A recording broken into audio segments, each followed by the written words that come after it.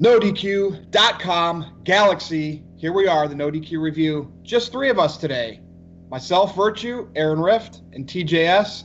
But it's post Super Showdown, and we're going to give you some more action. Aaron, what's up? I'm feeling pretty good. I got a good night's sleep last night. I really needed it after the Super Showdown. I got about 3 hours of sleep before the pay-per-view, watched the pay-per-view, did the live review, and then I tried to nap. I think I napped about 30 minutes, and then I was unable to fall back asleep. So yeah, I definitely got a good night's sleep last night. I'm ready to go here and talk more about Super Showdown and see what you guys thought about it. Well, here's what I generally do on a Friday night. I'm up until 2 or 3 playing video games anyway. Well, Mega Man 11 came out this week, and I was playing it on my Nintendo Switch, and I grinded through it, which kept me all the way up to Super Showdown, so I never went to bed. Watched Super Showdown, and then when it was all over after your NoDQ Live, then I slept for several hours on Saturday. So that's how I got through it. TJS? Well, I was going to try to stay up for it. I took about a 2-hour nap and set my alarm for the time that Super Showdown started. I watched the New Day match, and then I was like, oh my god, this card is so long, and I just ended up falling asleep, and I had to watch it the next morning. I missed NoDQ Live, unfortunately, and I logged out of all social media to avoid spoilers. Thankfully, it worked. You know, no one texted me and said, hey, this happened. So we're all good with that, and I'm ready to talk about it. All right, so Super Showdown, I brought some key points I want to bring up. Now, if I don't bring up a match or talk about a match and you guys want to, feel free to bring it up. Do it with Aaron, we know your grade. You said C+. Yeah. We'll do them again at the end in case you changed your mind, Aaron. The first thing I want to talk about is the match that supposedly stole the show, the Cruiserweight Championship. Now, I understand. I get that style of wrestling match. It happened in WCW. But back then, it was just a segment or two. It wasn't this whole revolution, and I say that because, you know, we have the women's revolution, but the indie revolution, right? This is what fans want. I'm old school. I like drawing out matches that Aaron might seem overbooked, like the main event, which we'll talk about. So when I was watching this Cruiserweight match, are these two guys super athletic? Absolutely. No doubt about it. The fact that I picked Alexander to retain and he lost, I'm not upset about that. I didn't even know he was undefeated or that he won all those matches this year. I didn't even know that. But in 2-3 minutes of this match, with everything that they do, and there's not a finish, I just can't find it believable. How are guys 205 and under's bodies able to take more punishment than big main event people? That's my problem with it. What I thought the best match on the show was, I really didn't think there was one. I mean, I liked the main event because to me, I love when a million things happen. I know some fans think that's overdone. So TJS, what are your thoughts on this Cruiserweight match? And this is where we are in 2018. People want every match to be like this. I want it to be special. And I don't want all the high spots until the end of the match. You see what I'm saying? Yeah, I see what you're saying, but I think that the thing with the Cruiserweights is that they have that resiliency and the cardio to be able to do all this. And I've seen some indie matches where there's like tons and tons of flips. You know, they do the handsprings and then the 645 moon bomb, whatever. I thought this match was okay. I mean, I love that the crowd was behind Buddy Murphy. I love that he had the Australian flag. But, I mean, he's still supposed to be a heel, so I wasn't too keen on that. I think Buddy Murphy is great, and then he's come a long way since NXT when he was a jobber with, you know, Blake. I don't know. I thought it was a good match. I predicted Buddy Murphy to win, but seeing Cedric pin for the 1-2-3 was just, it was kind of weird to me because he's been undefeated for the last year. Well, those kickouts that Murphy had at the very end, like he kicked out everything. Yeah, so it's like, to me, that was just no selling at its worst. I mean, like if they could have did it a little bit differently, where maybe Alexander did his one finish, not 3 finishes, and then it was close to the ropes or something where you could see Murphy kicking out. And again, maybe I'm just so old school where I remember Jake could just do a short arm clothesline, Jake the Snake, and a DDT, and the crowd just went nuts. Yeah, They need to do all of this to get that same reaction. Yeah, I think it's weird because no one had kicked out the lumbar check until this match, and you saw Buddy Murphy kick out of it, and I felt like that was just to get the crowd going because, then you saw that he hit the lumbar check, and then you get the 1, 2, and then he kicks out. The crowd went nuts. I feel like if this match wasn't in Australia, it wouldn't have been as good as it was. I feel like the crowd really helped this match. Yeah. Aaron? I agree with you, Tyler. I think being in Australia, that definitely helped the atmosphere. And like I said on my review, I think it was really important for them to have this kind of match to really give the Cruiserweight division some credibility. So I was okay with it, but I do understand Virtue's points as well. I do prefer story over guys doing flips and spots. That's my personal preference. But I did enjoy this match a lot, and I thought everything that needed to be done in that match was done to get people to maybe care about the Cruiserweight division again. I don't know if it's going to work. I don't know if more people are all of a sudden going to tune into the Cruiserweight division, but this is something that I felt needed to be done a long time ago. And as far as the Cruiserweight division goes, I expect those kind of matches with the Cruiserweights. I expect the small guys to do the flips and do all the big spots. That's what I expect from the Cruiserweights. From the Heavyweights, I expect them to be a little bit slower paced and more grounded. So it's just a matter of the size and the different styles. I do enjoy the Cruiserweights having a presence on the show, though. Yeah, because it wasn't on the kickoff. I mean, there was no kickoff, but it felt good to see the Cruiserweights at least on a regular show instead of pre-show all the time. Yeah, well, that's only because there wasn't a pre-show, right? Yeah. I mean, what if there was a kickoff show? What match or two do you think would have been on it? We're at what, right? What do you think? Or no, maybe not the Cruiserweight since Buddy Murphy was in it. They were in Australia. I think New Day versus Bar would have been on it. Agreed. Yep, that's a good point. All right, well, they are athletic, the Cruiserweights, so there's no doubt about that. But, it's just the style and the era, and that's what's inundating the wrestling world today, and fans want to see that. And if you don't get that style of match, it's boring. So I'm just not there. I don't think I ever will be. John Cena came back, right? So we knew him and Lashley were going to go over. It was so easy that Elias and Owens were going to job. Yep. Elias and Owens are doing pretty good as a tandem, drawing heat. Cena doesn't even wrestle really in the match, right? Because he's doing movies with Jackie Chan in China. So he just gets the hot tag and he does not 1, not 2, not 3, not 4, not 5, 6 moves of doom. And I did see that weird punch thing that he did on a tape or a video from China, or he did something in China or Japan at a house show recently. Right. So I already kind of knew what that move was, but just that screamed house show. What's your thoughts on John Cena coming back? Marky Mark, a lot of people said he had the JBL haircut. I think he looks like Mark Wahlberg. Should take it as a compliment. Aaron, I'll start with you. Thoughts on one midlife crisis, Hollywood, John Cena, which I find the most compelling of his career. But what do you think? Well, I would love to see a heel turn at some point, but I highly doubt it's going to happen. I suspect we'll be seeing him doing appearances every now and then, Survivor Series, Royal Rumble, WrestleMania, and beyond that, he's just going to be slowly fading out of the picture. Maybe he'll face The Rock at some point, thrice in a lifetime, one more time. They'll just keep the nostalgia going with John Cena, just like they have with Undertaker and Triple H. So it's nice to see him back, but I'm hoping at some point WWE might actually do a really interesting storyline with him. I will not rule out a heel turn, but I think it would be cool to see him do something unexpected. But not going to get my hopes on it. TJS, any thoughts on it? It kind of made me sad when I heard that promo where he was talking about how his life is changing, because for the past 16 years we've thought about John Cena in WWE, and on that new finisher that he has, I think it's interesting that Elias no-sold the AA and then got up just to get that punch. So I kind of liked the punch because it kind of just like, that it probably pisses off a lot of hardcore viewers are like, John Cena wins in one punch. I kind of like it though because he does, I think it's cool. It's funny. It gets the crowd to laugh or whatever. And I mean, it is John Cena. he is the Superman of WWE. All it takes is one punch, and you're down. Like, they should market that, though. Like that crappy T-shirt that he had on, which is so cliche, God. John Cena.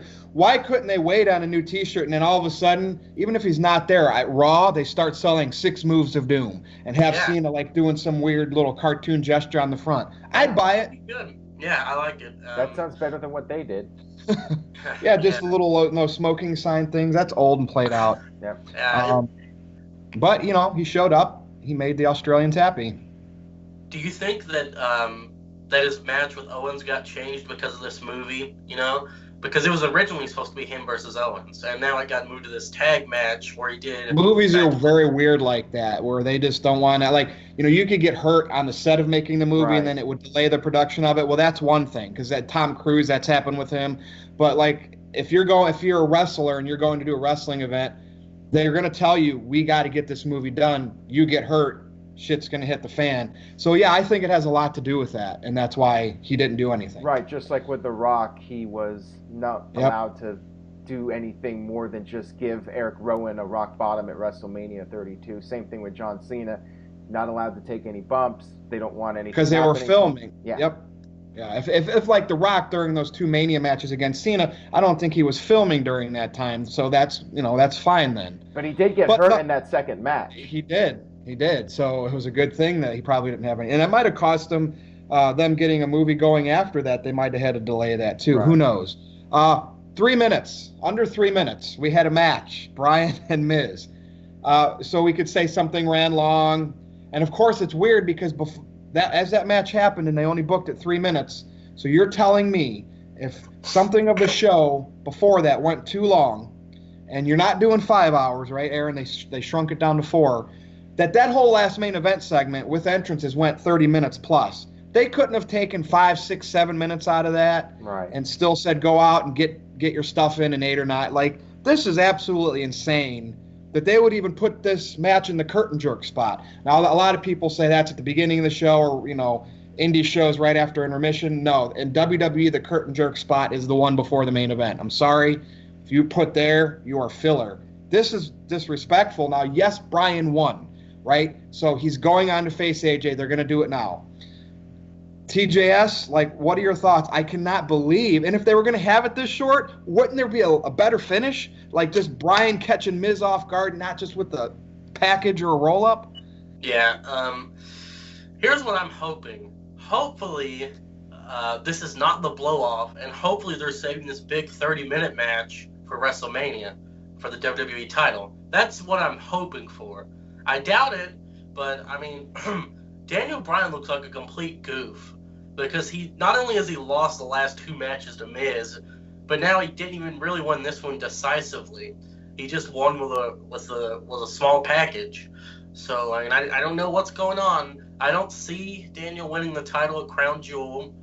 I don't know. Maybe Miz beats AJ at Royal Rumble, and then Bryan wins the Rumble. That's what we've been saying forever. Hopefully that's what happens. I don't know if the time got cut. Because with the network, can't they just go like as long as they want? Yeah, they could. Well, yeah, and in a stadium event like that too, I mean, that's not going to make a difference of the arena telling you to get out. So it was just strange. Now, I pointed out, and I don't, on SmackDown, Daniel Bryan did that headbutt, I think, against Shelton Benjamin, and it looked like they banged heads. Now, he obviously didn't get a concussion because they would have done the protocol. He would have been taken off this match.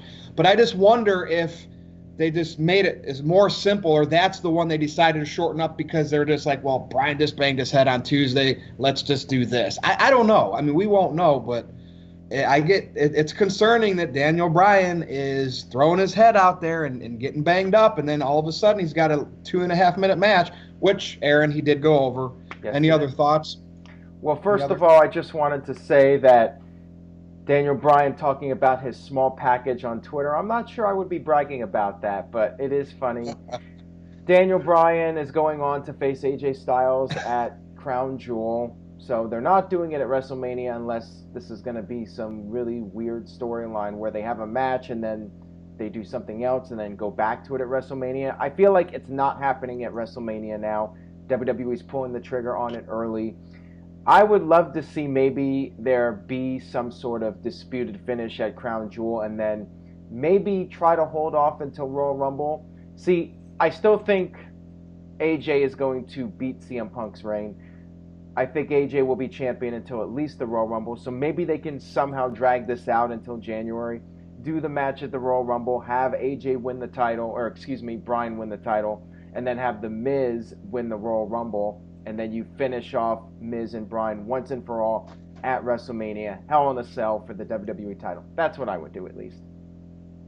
Yeah, and it's interesting. I said on Twitter that if one match should have won under 3 minutes, it should have been the Cruiserweight match. Not against anything against them, but they did so much stuff in the first 3 minutes that should have ended the match. And yet Bryan and Miz, two smaller guys relatively, it's just, that's WWE booking for in my opinion, the main event could have been cut like a good 10 minutes. Oh, yeah, I mean, you could even say that. Where Undertaker and Triple H were basically walking around Undertaker's dragging Triple H. We'll talk about that botch too, because I noticed something. And yeah, these guys are old. We'll definitely talk about that. Has Daniel Bryan re-signed? I mean, I'm guessing, but I haven't heard anything officially. Yeah, he has. All right, so do you guys think Ronda's getting better? Now, she was in the 6-man tag. It was her and the Bellas versus the Riot Squad. We knew she was going to go over. Ronda on an international stage, come on. I did think that was a unique finish with the double armbar. I enjoyed that. Yeah. So, Aaron, I want to start with you. Is Ronda getting better from your observations? I think she definitely is. And like I've said before, I think the biggest problem right now is not Ronda. I think she's doing really well overall. She just doesn't have a really strong heel to work with. And I don't really buy into the idea that anybody can beat her on the Raw roster. She already fought Nia Jax. She already fought Alexa Bliss. She might face Nikki Bella at Evolution, and that might be a decent match. Maybe Natalya. You got a few people on there, but not a lot. She's quickly running out of opponents, and I guess Ember Moon is another name that could possibly face her, but I would be grooming Ember Moon right now for Ronda. I would be having her go on a rampage, winning matches every week, and build her up. So Ronda. They had someone, man. They had someone, and they didn't ruin it at WrestleMania, right? Because losing to Charlotte clean at WrestleMania is fine. They had Asuka. Yeah. They had her right there, Asuka and Ronda, but not now. To me, you can't. TJ, well, yeah. Any other thoughts? Glow in the dark hair. Yeah, that's all you need to know. Asuka's a joke, and it's so sad to see. Well, no, she's not a joke. The booking and management of her is a joke. Yeah, I mean, I don't get it. I don't understand. I know I say it 1,000 times in video. I don't understand WWE's logic. Asuka was undefeated for over 900 days. The announcer said this on commentary. She was undefeated for over 900 days. She surpassed Goldberg's streak, and ever since WrestleMania, she's just been comedy, and it's bad. And I'll say about Ronda, it's really hard for this because she's been selling a lot, and I feel like if she keeps selling like this, she's not going to look like the baddest on the planet like she's supposed to be. And, I mean, I feel like this double armbar is kind of what she needed to make her look, badass like she has been, instead of just, because Alexa beat her up really bad, from a kick to the ribs. And I think she was overselling it, but, I mean, I'm guessing that's what they're telling her to do. I just feel like if it's Ronda, she needs to go out there and just kick ass and not. I wanted to sell, but not oversell. Does that make sense? Yeah, yep. I think it just depends on the opponent, though. They're trying to build somebody up and create this storyline where you believe that somebody could possibly beat Ronda. The problem is Alexa Bliss and the Iconics. Well, Iconics on SmackDown, Riot Squad. Whatever. Well, they've all been booked so poorly. When they do get some offense on Ronda, you really don't believe it because they don't have that credibility as characters. Exactly. I feel like they need to build them up by having them win matches, not by going in there and having getting a bunch of hits in on Ronda, because it reminds me of the Jinder Mahal. Yeah. Like if Alexa Bliss or someone beat Ronda, I would feel like it's the Jinder Mahal because Alexa's been booked poorly. Right. Sure, she was in the main event, but now, I don't believe that Alexa's 5-foot frame could beat Ronda. So Just look where we are, though. Like on this event, we had no Nakamura, no Randy Orton, no Bobby Roode. You know what I mean? That's where we are. Is it too much talent to go around now? Maybe. Yep. And it's watering it down for the talent that's not used properly. But I don't know. Nonetheless, the Iconics did go over, so I was shocked that both hometown, Buddy Murphy and Iconics both went over. That's just so not Vince McMahon. But hey, they did, and of course. This is their way of protecting Asuka. Well, she was on the losing team, but Naomi took the pin. Any quick thoughts on that before we move on to the Shield versus the Dogs of War? Have Asuka beat the hell out of Naomi on the next SmackDown. Snap and completely destroy her. That's all I have to say, Aaron. Yeah, the glow-in-the-dark hair just isn't cutting it for me. Like her weird moves on her normal entrance is fine. That's Asuka. But doing it quicker to keep up with Naomi, I'm like, what? Remember when Goldberg did all the funny dancing and stuff in WWE? Oh, wait, he just wore Goldust's wig. I forgot. Well, that's WWE for you. All right, so we had the six-man tag. And, of course, they're really playing this Dean Ambrose getting torn or, he got Superman punched. And it almost seems like they're focusing more on potential turmoil within the Shield than they are the Shield as a unit versus the Dogs of War. That's what I took out of this match. I'm seeing that they really want to drive home is there dissension within the Shield. Aaron, what was your thoughts on this match? I absolutely love that spear spot. I did the too. Cross spear. To me, I actually retweeted that GIF. Those are the spots I look for. And you can't say, oh, Roman's horrible. That whole sequence needed to be perfectly timed. It was good. It was good. So, again, it seems like wrestlers these days go out to get animated GIFs. Is it GIF or GIF? I get it wrong every time. Same here. But it seems like there's always something in a match that ends up looking pretty cool on the internet, and I think that's what they want. That's how they drive home these matches. Shield wins. They let Ambrose get the shine. He still doesn't have a title. I think they're going to drag this potential breakup up for months, but never really do it. Aaron, thoughts on this match? I heard you mention on your live show you thought this one also went a little bit too long. Yeah, I thought maybe they could have cut maybe 5 minutes out of it. Main event, they could have cut 10 minutes out, used that 15 minutes for Bryan and Miz, but whatever. I did enjoy the match, though, and I love that spot, like you said. That was great. And as far as the storyline goes, yeah, they were doing the Ambrose tease, but in the end, Roman sacrificed himself and Seth Rollins sacrificed himself. So the whole idea is that they are really solid as a unit. What I got out of it is that Ziggler is going to be splitting up with McIntyre because the announcers kept making a big deal out of it that Dolph Ziggler wants to prove he's the weakest link. And what happened? He got beat again. So I think that's going to be followed up on this coming week during Raw. And they should break that group up because Strowman needs nobody, and that has weakened him so much, I think. But what do you think, Aaron? Yeah, I think there's going to be something with Ziggler. He's going to the weak link storyline will continue. And yeah, I agree with you. I think Strowman should be off on his own, but I don't know what's going on with Strowman now. I mean, I'm assuming the focus will be on Strowman on his own against Lesnar and Reigns for Crown Jewel, and then Ziggler and McIntyre will have their storyline, and there'll be some kind of dissension between them. TGS, your thoughts? Well, I agree with you guys about the whole barricade spot. Like you said, it's got to be perfectly timed. So Roman had to go at the perfect time, or that would have looked awful, and it didn't. It looked great. I'm not sure. I think that I'll say it. I've said it before. I'll say it again. Braun Strowman needs no one. Like you guys said, when he picked his tag team partner at WrestleMania, he chose a 10-year-old kid, and his whole thing was, I don't need anyone. I can win the titles on my own. That's what he did. That's, I think Braun needs to be on his own. He needs to turn babyface again, because I'm not digging the heel thing. I just don't like the dog pack, because that's what it is. And in order for there to be dissension between Dolph and Drew, they have to lose the tag titles first. Who do they lose those to? AOP? Who knows? Rollins and Ambrose, who knows? I mean, again, okay, so WWE wants turmoil. Every team, there's always turmoil. They can never keep a unit. Pretty soon, AOP will have turmoil. I just want the Revival to be tag champs. That's all I Ain't want. happening.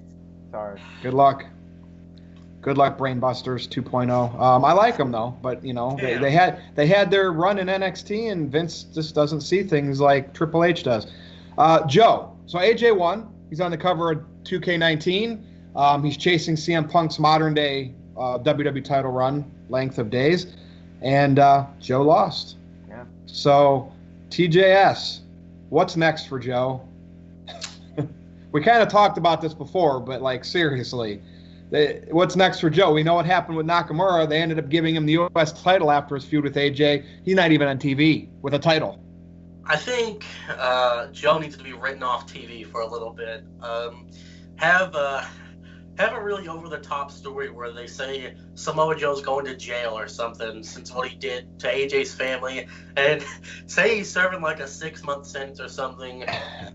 Put him off TV. Just say that he's on house arrest. Do something to give this guy a little more credibility, because he tapped out to AJ, and I get that he worked the knee and everything, but Samoa Joe's a big 300-pound ass kicker.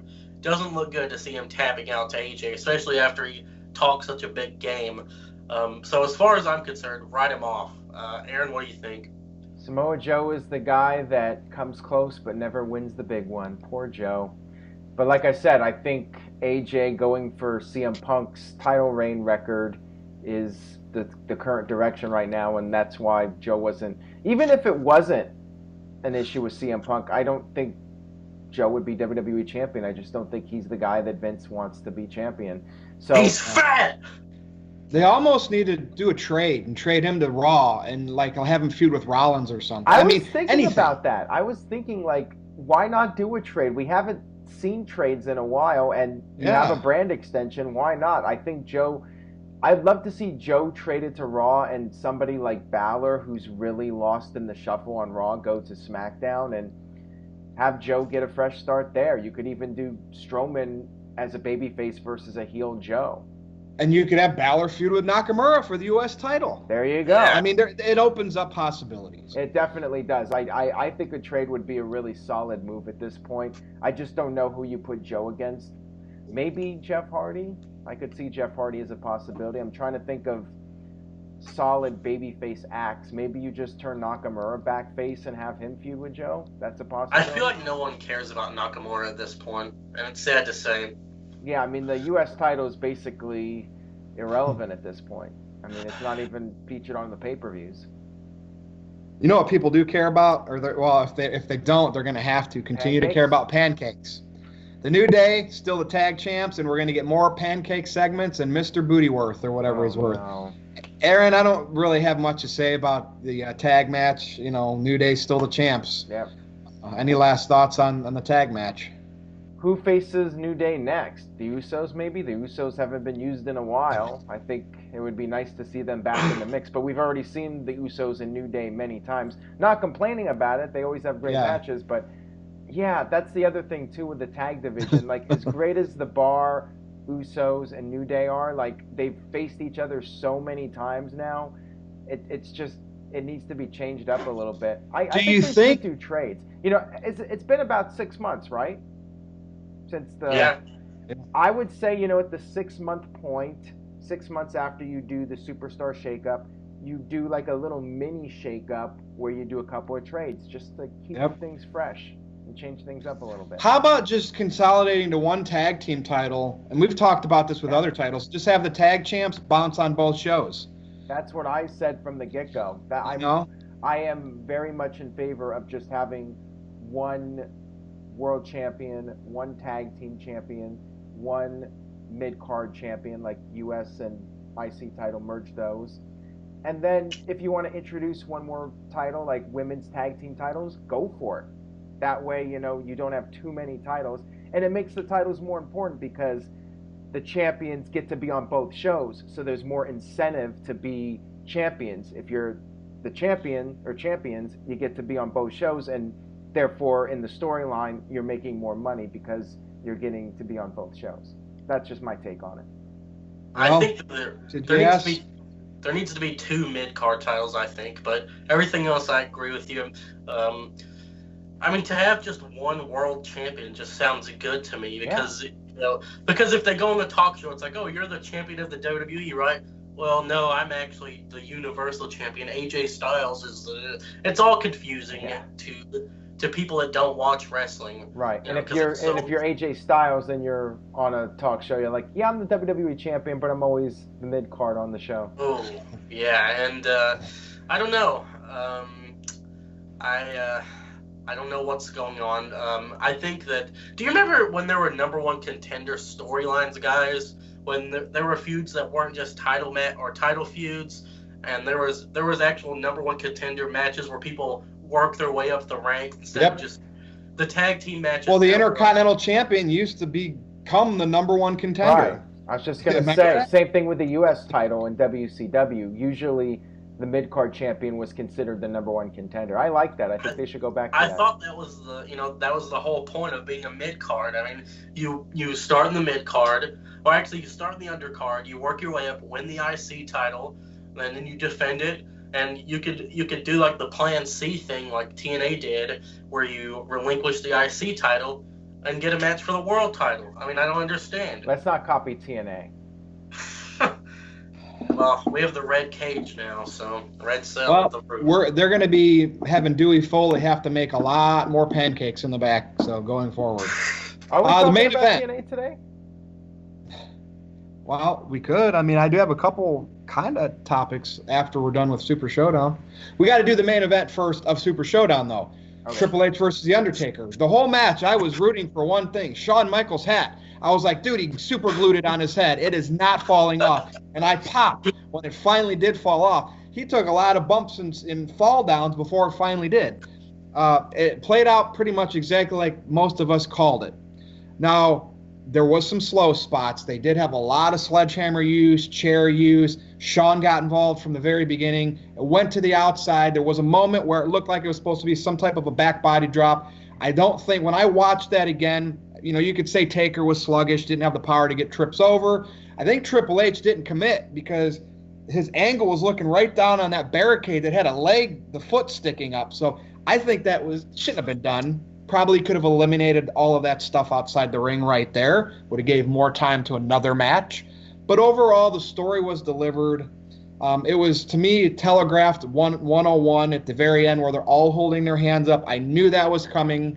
And this is the era of the internet where we have information and we get leaks and we kind of know what they might do. So that took away from it a little bit. But TJS, your thoughts on this match? Did it deliver for these guys being older and slower?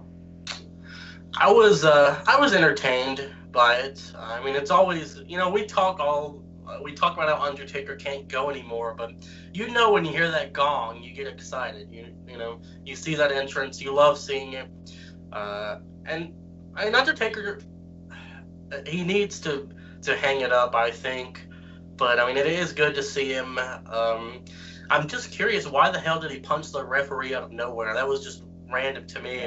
I mean, good job, Mike Chioda, though. That was great ref work right there. I get that the ref counted slow, but then it was just so random. Undertaker just looks over at Mike Chioda and just goes, and then the ref just falls, and Michael Cole's like, "What the hell?" I was confused. Yeah. I'm with Virtue, though. I saw the whole, I saw Undertaker, Kane attacking Shawn and Triple H afterwards. The whole time I was like, okay. It's like there was a slight delay, like they didn't know when they should do it. You know what I mean? And that I was like, they should have just done it, And you saw Undertaker and Kane, looked at each other, too, like, okay. Well, but Triple H did heel work to win the match. Really, that's what happened there. Right. But yet he wanted a handshake and congratulate Taker afterwards. It was kind of weird. But they're trying to do the Madison Square Garden thing, like the respect of the brothers, the boys. So they're really breaking the fourth wall there. It's really convoluted. I mean, it gave me flashbacks to Sting and Triple H from WrestleMania 31. Triple H cheats to win, basically, and there's all the outside interference. And then he's like, oh, Sting, let's shake hands, all in good fun, even though he broke the rules and cheated, and Sting basically got screwed. What do you think Undertaker and Kane are going to say about this now? What are they going to say their reason was? Well, doesn't Kane have work to do in Knoxville County?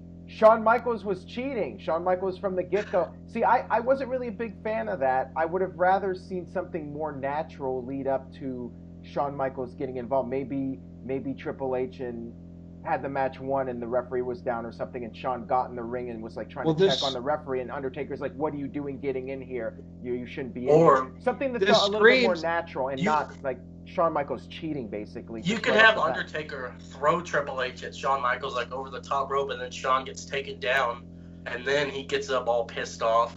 Something like that. There's so many ways this could have been done better, in my opinion. I think Shawn Michaels just going right off the bat, attacking Undertaker. Like, what set him off? Didn't he say on TV he was there to just watch the match? And if Kane tried to get involved, he would give him a super kick. But he's right there interfering from the get-go. I don't understand that. It was very convoluted, in my opinion. It's like they're trying. It's like they're forecasting. We already know Brothers of Destruction, if this match happens, are going over because they're making Triple H and Shawn come across as the DX degenerate heels, right? And then this is, they're going to do all that stuff, but just for the babies to win in the end. Like, to me, it's predictable that if this match happens at Crown Jewel, they're going to try to cheat. They're going to be the heels, but Taker and Kane are going to win. Now, here's the other thing, too. So at the end, when that whole thing went down, the announcers were basically saying, "What are they doing here? It's the ultimate act of betrayal." I think that's the exact word they used. I'm like, what?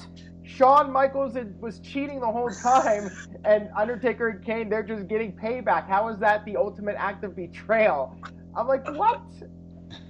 I didn't know all four of them were good buddies. Like, it's like that's a Shield breaking up. Wait, they were against each other going into the match. Yeah, I don't blame Undertaker and Kane for doing what they did. They should have done that. Screw those jerks. But I mean, come on now. It's funny because the sleep, being able to rest and look back on it, I actually downgrade that match now. I think it was a mess, and wow. I stick with my C+. Yeah, I mean, it was very much to me like Sting and Triple H. When I watched it live, first time, I'm like, I'm in the moment. I'm saying, this is pretty awesome. NWO's coming out. This is awesome. DX. This is really cool. And then afterwards, I watch back on it, and I'm like, this makes no sense whatsoever. It was beyond dumb, and it's just merely nostalgia, and that's the thing that carries it. But logic-wise, it's just a complete mess. So, yeah. I think it could have been done way better. Way better. Is it time for Undertaker to hang it up then, you guys think? It's been time, but, I'm very mixed. Shawn Michaels coming back for this, I don't know how I feel. Yeah, he has honored the retirement for 8 years, which is more than pretty much anybody has done. Terry Funk, Ric Flair, you name the person. I really don't want to see it. And the bump Shawn took, the choke slam through the table. He still has it. Dude, he's awesome. He's the best of all time. There is no debate. There is absolutely no Ric Flair, no Chris Jericho. They're all great. Shawn is the best in-ring workers, period. Yeah, even Shawn's, when Kane punched him at the end when they were all holding their hands up in the air and then Kane punched him, look at how Shawn sold that. Shawn is still the man, but... The master of overselling to where it's not really overselling. He is so good. The bald guy... He's what Ziggler wants to be. So Aaron grades at C+, right? We know why. Sticking with that, TJS? I don't think this show was that great. It certainly didn't live up to the hype. I'm going flat C-. Wow. Nice. And I'm doing, to me, it came across like the house show. They did a title change. It got my emotion, right? Because why did they do that? I got my nostalgia. I got everything I kind of wanted. I splurged. I'm going to stick with my B. I was thinking B-, but I just, to me, that B grade is status quo. You know what I mean? And it's hard. When I invest into these characters, everybody knows I like Roman Reigns. HBK is one of my all-time favorites. Yeah. We got to, the fact that it was the end of an era again, right? Whatever. But I'm just going to stick with my B. You guys couldn't convince me to lower it. Maybe if I watch through it one more time, not going to happen. Right. Exactly. Are you really going to sit through that? Because of the length. Because of the length, though. But there was too many tag matches for my taste. Yeah, I agree on that too.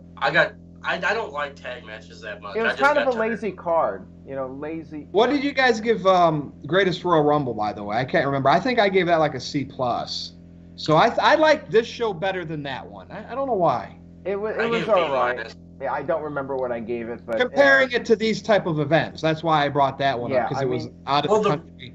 The Royal Rumble helped the greatest Royal Rumble because, I mean, even if the Royal Rumble sucked, it's still a Royal Rumble, and everyone's like, oh, it's fun. And at that time, I thought Braun was going to go on to be the world champion, so I gave it a B-. Yeah. But, I mean, no one's giving this show any higher than, or an A or higher, or a B+ or higher, so right. we know that. We can all agree on that.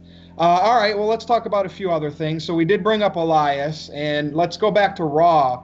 He always knows how to trigger the fans in every city that he goes. Now, yes, Aaron, we've talked about how he uses something like cheap heel heat.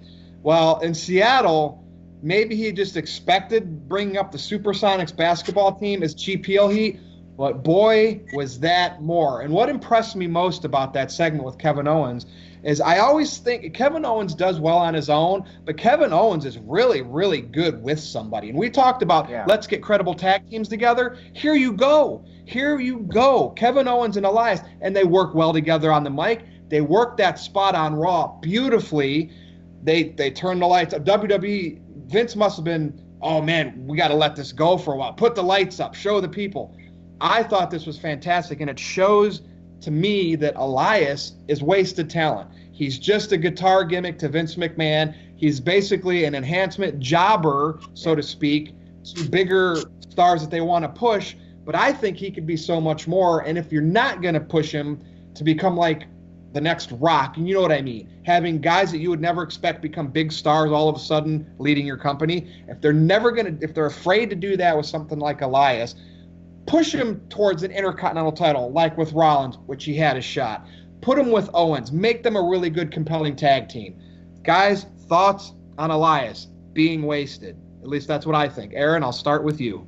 Well, like I said before, I think he should have won the IC title at Money in the Bank. He should have beaten Rollins. I don't think Rollins needs the IC title. He really doesn't, especially now with the Shield. And the IC title here was pretty much an afterthought. I think he came out with the title, but it's like, why not have it on somebody that could benefit from being champion? I think Elias with the IC title would have made perfect sense and would have been And really he controls the crowd on the mic. That's a lost art today. Absolutely. He can control that crowd. Yeah, that was really, really amazing on Raw to see that happen and how sustained the booing was. I don't remember the last time we heard boos sustained for that long. Maybe Roman Reigns after WrestleMania 33.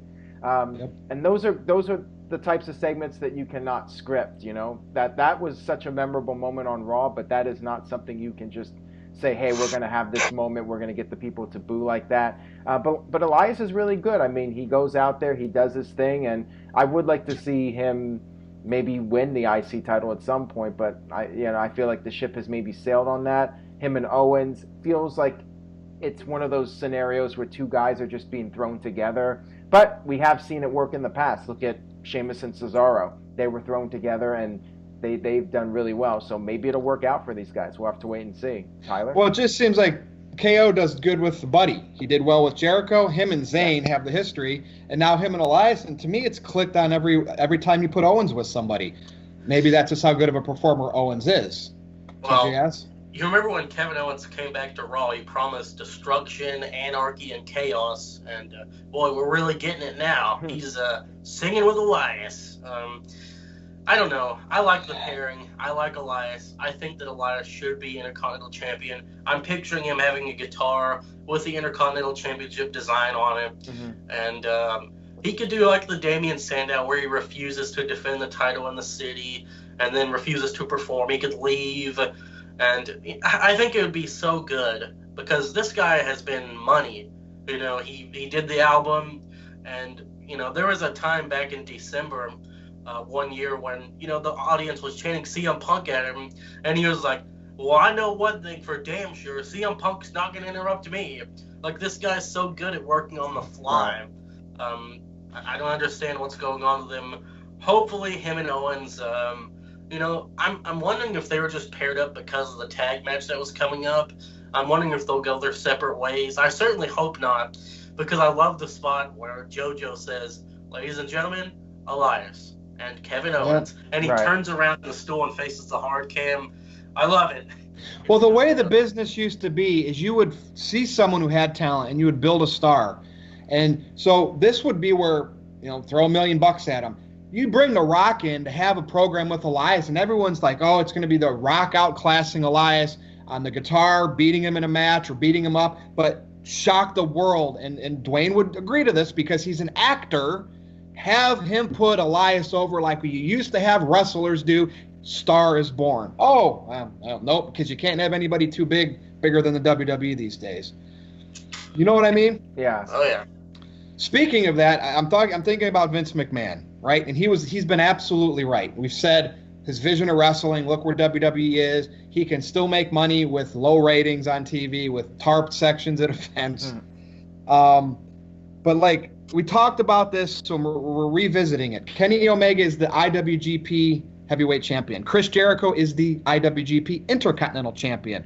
Cody Rhodes is and I think he just won it from another non-Japanese wrestler, Juice Robinson. He is the IWGP US Champ.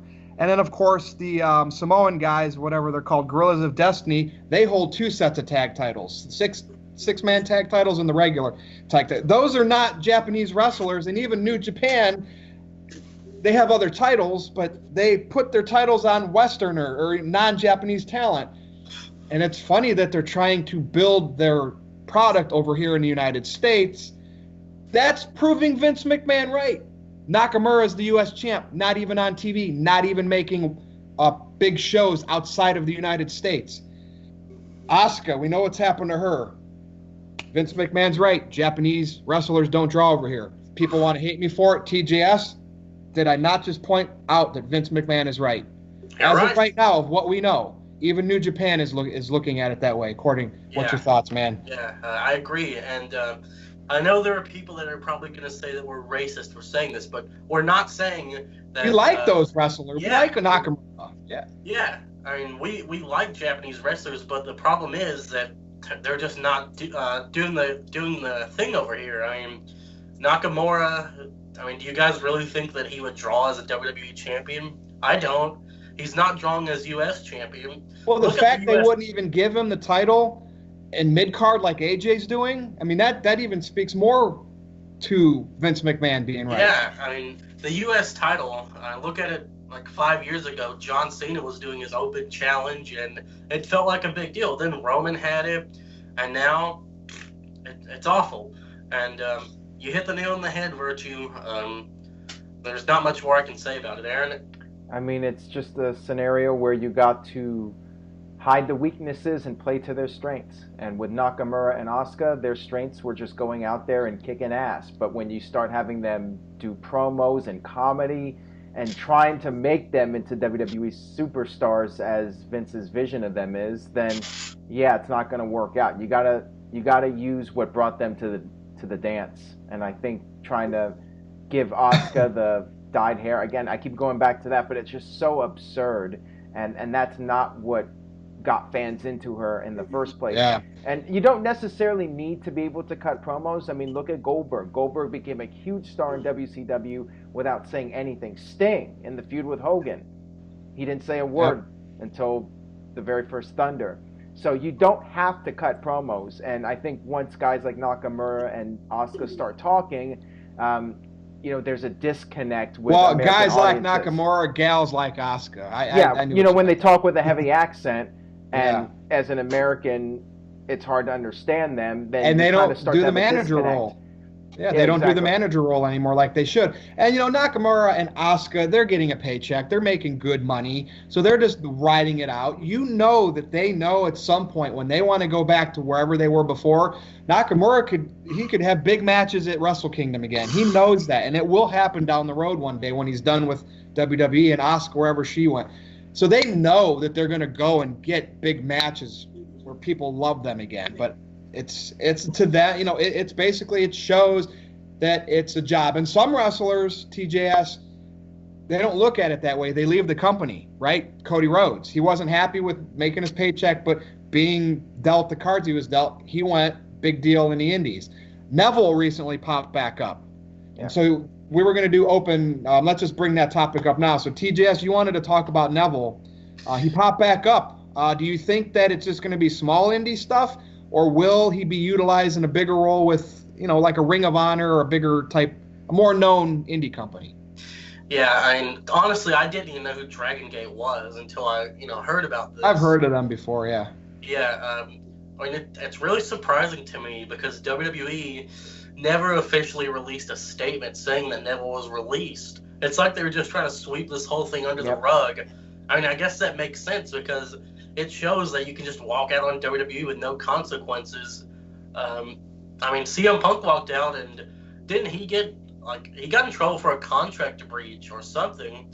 Yeah. Neville, I guess, I know his contract was frozen, but now he can just do what he wants, it seems. He moved back to the UK. And well, it's like a one-person strike, I mean, he went on strike against the company. That you got to remember, TJ, these guys are independent contractors too. So, I mean, sure, could WWE hold them against something legally? But in reality, you don't have to do a job. Like a guy could say he's going to come and paint my fence, and I sign a contract, and then he could not do it, right? I mean, I'm sure I'd get my money back, but it's just a weird scenario, and I'm sure on both sides they can get out of stuff. You can always get out of contracts at some point, and it's been some time now, so things must have gotten settled. It is surprising with the internet. We haven't heard anything, though, until all of a sudden, boom. Yeah, I mean, there was a picture, there was a selfie that was posted with Neville, and then it was like the next day he was on this show.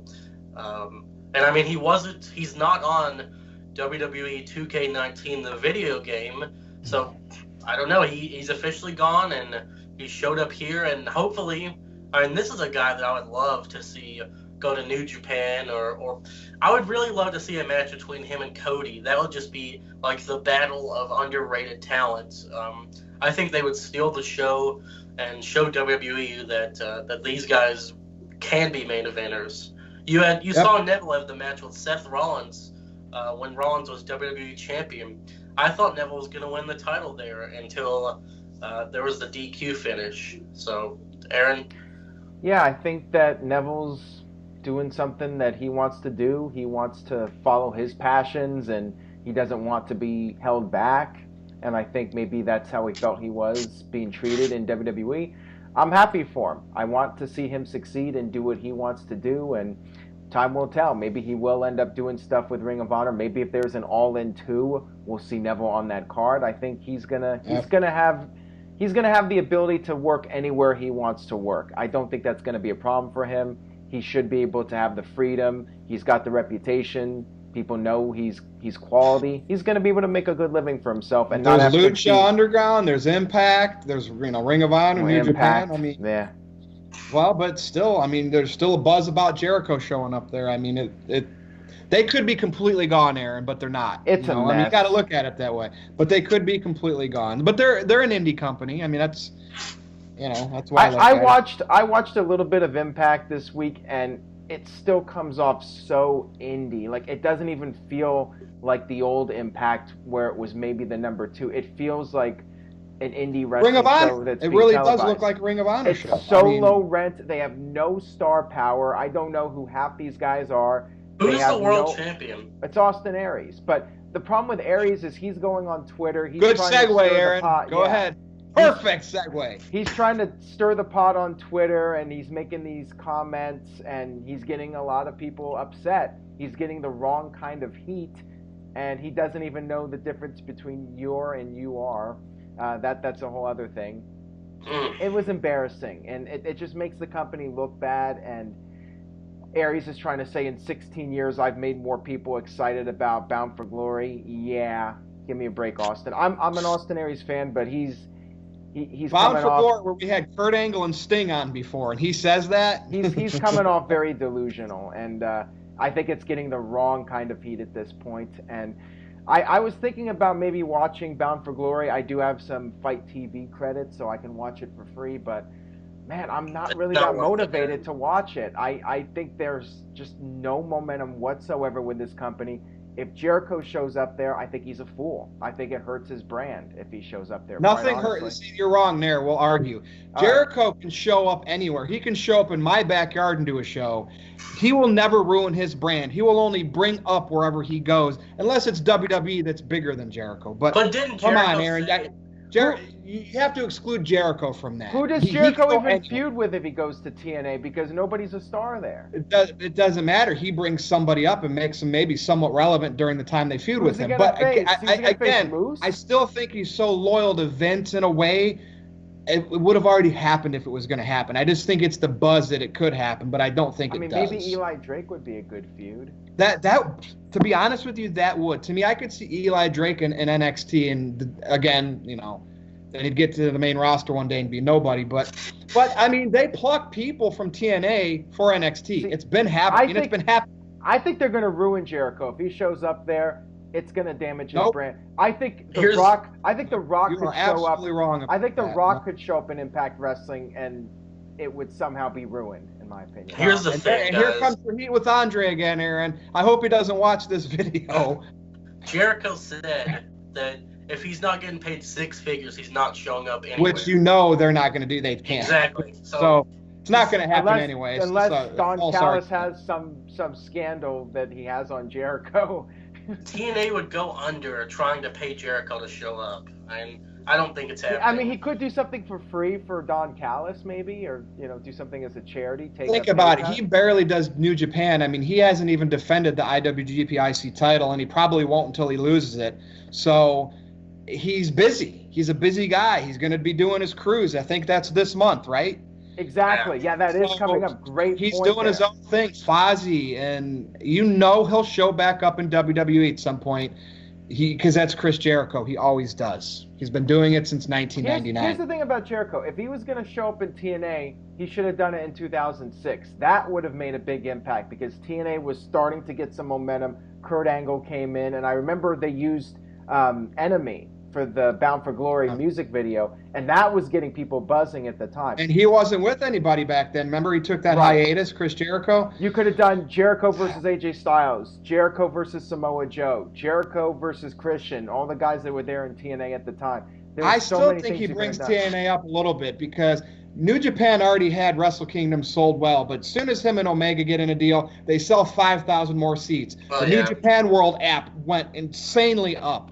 Now New Japan's selling out Garden. I'm not saying that's all Jericho, but he brought some type of Western buzz to New Japan. He's not your WWE headline WrestleMania guy like The Rock, but outside of that WWE bubble, Jericho has become a draw. And I think no matter where he goes, he would bring attention. So you think Jericho, versus that Yokozuna guy is going to draw people in?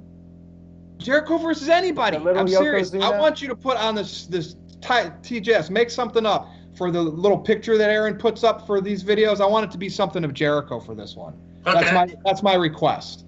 Jericho turned into the main event today. What about Who knew? Jericho versus the mini Kamala? Is that going to be anybody? Jericho versus Hornswoggle. Jericho. I don't care. It's Chris Jericho. Him and Sean are my 1A and 1B and Owen, and Savage and Chris could make anything entertaining though, Aaron. Like even if it was like Mini Kamala, I mean, we'd still tune in because it's Chris Jericho. We know he's always going to do something. I guess I would tune in out of curiosity. So yeah, just something. Gosh, I don't want it to happen, but it probably will. I don't think that Jericho could save Impact because you look at not just a short buzz for a month. They might get people tuning in. I mean, they did like. I think they were under 200,000 viewers again on Pop TV. So I think at the least he might pop the numbers up, no pun intended. Get those numbers up a little bit, maybe to 400,000, 500,000. Will it do anything for live tapings? That I don't know. I know for the show in Mexico, it's embarrassing. I watch it and they literally cram about 400 people, 400 to 500 people on one side of the building. And the rest of the building is just completely pitch black. It looks low rent. Don't they let people in for free at Impact shows? It's been happening for years. They did it at Universal Studios. For a couple of the recent ones, they were actually selling some tickets, and people were making a big deal. Oh, Bound for Glory sold out, and they sold all their tickets. Yeah, they sold like 500 tickets. WWE's empty house shows draw more than Impact at this point. Pretty much, yeah. But yeah, the WWE. But anyway, that's a good topic, and to be continued with Chris Jericho. He always pops into our lives when we least expect it. So now maybe we can look forward to that. Now that it's being teased, I don't think it's going to happen. now that there's been that hype about it. Jericho likes the surprises, so now that people think he's going to show up at Bound for Glory, is he really going to show up unless he's doing a double swerve because he thinks people think he might not show up because when it's obvious he's showing up, he doesn't, and then he does show up, so maybe it's some kind of reverse. I kind of wish that he would, even if he was still IWGP IC champ and held that until Wrestle Kingdom next January and lost it to whoever, I would love to see him in the Royal Rumble this year, like number 25. But we don't see him in WWE at all or think about him in there at all, and it just happens. And he would have done it yet again.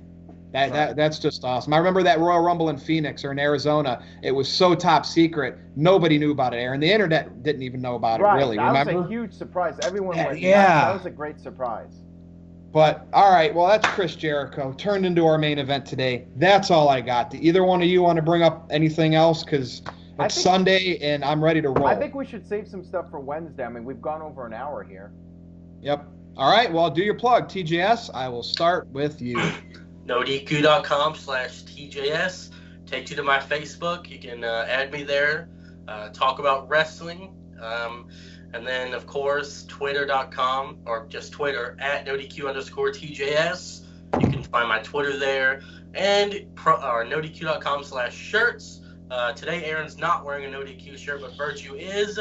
He has the NoDQ.com logo there. You can even find the retro logo there and all kinds of other shirts. They're all good. Just buy a shirt. It's a good way to support the site and Aaron, and of course spread the word. It's the best way to help. Aaron, is that the guy that used to write Seinfeld on your shirt? Who is that? Larry David. Yeah, didn't he used to write Seinfeld, or one of the guys that used to write it? He was the creator of Seinfeld. Looks like Bernie Sanders to me. But... Well, he did play Bernie Sanders. I guess that's the joke, right? Yeah, NoDQ.com. We got Evolution, whatever it's called, coming up in a couple of weeks. So stay tuned for all the latest news and rumors regarding that. And we'll be back, I guess, with another NoDQ review on Wednesday. We've got more topics to cover, and that should be fun. I have no idea who the fourth person's going to be, but that's part of the surprise. Mystery. So, yeah, we gave you this extra. I don't know if this was an extra one, but, it's basically this past week's review, and then we'll be back. So, for Aaron Rift, for TJS, I am Virtue. You can follow me on Twitter @NoDQ_Virtue. We will see you next time.